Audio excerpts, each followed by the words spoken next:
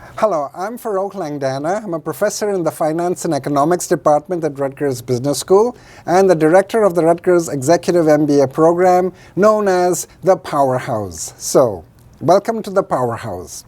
Today, the topic is going to be tariffs, trade wars, especially anti-dumping duties. And the target's going to be China, the US and China. And it's going to be the steel and aluminum tariffs. And I'm going to give you just as much theory that you need to really understand this. We're going to try and demystify it all. And I'm going to end with what it looks like, what the future looks like, how this is going to end maybe. All right, so stay with me here. And here we go. Two sets of countries. You know, we have a type A country here and a type B country. And here is the price at home. In a type A country, this is the quantity, and this could be steel. Choose whichever of so-called offending trade item that you have in mind. Tires, solar panels, just there are a whole bunch of them, dishwashers, and on and on and on. Lumber, here we go. So we're going to try and focus on steel, but all these could apply. So here is the price in a type A country, and I'll explain type A and type B in a second. And here is the price in a type B country, P0B and P0A. And here is quantity, and again steel, etc. The same goods. So a type B country, type A country, you can see the price is lower, obviously. The price here is higher. And without getting into too much detail, for those of you who have done international trade, maybe with me, this is classic David Ricardo right here. This country makes steel more efficiently, maybe tires, lumber more efficiently. It has a comparative advantage in making steel. That means it makes steel more efficiently, or the opportunity cost, if you remember your trade, is lower in making steel. So the price of steel here is lower. The price of steel here is higher. This country does not make steel and tires and solar panels as efficiently as this one. So the price here is higher. It does not have a comparative advantage, according to David Ricardo. Anyway, so two different prices. Type A countries. So type A countries are a bunch of countries that kind of look like this. They kind of can make steel cheaper than America. This could be China, so it could be China, South Korea, Japan, just to name a few, Poland maybe. And so that's these guys here. Type B country is the US. Let's just keep it simple. So here we are now. Let's be Chinese for a second. We want to somehow be the steel gods. We want to somehow be the main ones in steel. So let me just back up here a bit. Here is the world price. Here we go. So the world price of steel. So P world. And here we go, P world. So basically the world price of steel is the average of what these guys are selling. And you can see that the world price of steel is a little higher than China's maybe, and at home, and definitely lower than America's. So here is the world price, this line, horizontal line here. This is domestic demand in China. This is domestic supply. This is domestic demand in America. This is domestic supply. And here is the world price, and you can see from here to here, that's the Chinese demand. From here to here, that's the Chinese supply. And right here, these are China's exports of steel. Okay, so here to here supply, here to here domestic demand, the excess is the exports. And right here to here domestic demand for steel in America, here to here domestic supply of steel in America, and these are American imports. So here we are, that's the imports we get, our imports of steel, those are China's exports. Now here is where it gets interesting. China wants to push these guys out of the market. China says we are going to be the steel gurus. We are going to own steel. We're going to grab a larger market share of America. Could be steel, could be lumbers, tires, solar panels, name it. So let's say this price world here is 10. Okay, that's 10. And China says, what if we can sell to the Americans at 5? Here is where it begins. So they are selling at 5. So what has happened here is the Chinese government has given export subsidies to its steel producers, solar panels, tires, dishwashers, okay? Money under the table. It's illegal. Supposedly, according to WTO, it's illegal. So Chinese producers, exporters of steel are getting $5 under the table. It's an export subsidy. So this could be free rent, could be a discount, a rebate on power. It could be simply lower taxes across the board. Often these are well hidden. And so China is selling its steel at 5. And look at what's happened. They have captured a greater share of America's imports. So now this is 5. And the South Koreans, the Japanese, the Poles are going, what the heck, we can't compete with 5. They drop off. They fall out. They do other things. And China has grabbed the bulk, a larger share of US imports. Keep in mind here, very important, Chinese consumers in China still pay 10. It's only Chinese exports that are getting 5. So you have to understand this. The Chinese domestic economy is subsidizing this. So if I'm Chinese buying steel bolts, it's $10 a bolt.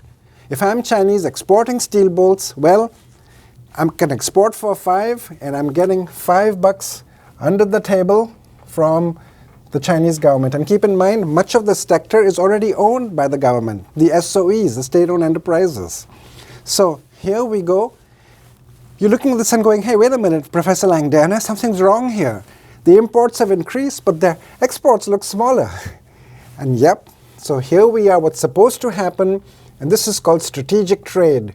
The demand, the supply, the domestic supply of steel is supposed to go up. And look at this here.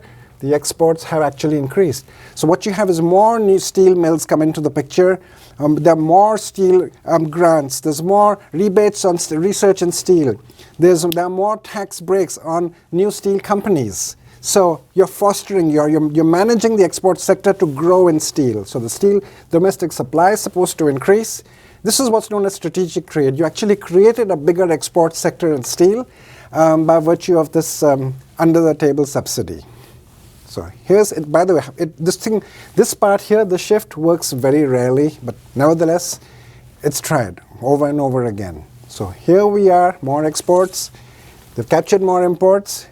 These guys, according to the plan, are going to spin away and do some other things. China's going to be the head honcho in these imports. And now here we go.